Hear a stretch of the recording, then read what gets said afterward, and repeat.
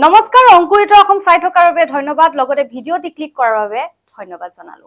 farm এখন পৰিষ্কাৰ পৰিচ্ছন্ন কৰি ৰখা কিয় প্ৰয়োজন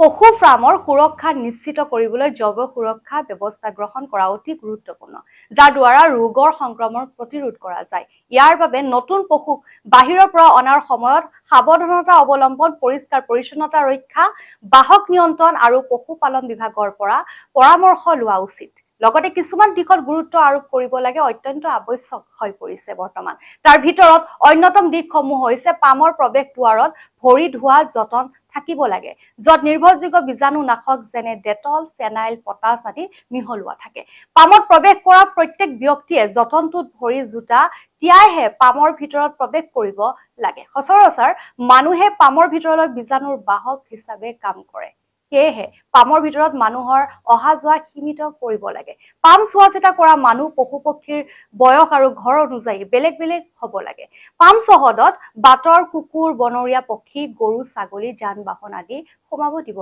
নালাগে অধিক তথ্যৰ বাবে নিকটৱৰ্তী পশুপালন আৰু পশু চিকিৎসা বিষয়ৰ সৈতে যোগাযোগ কৰিবলৈ নাপাহৰিব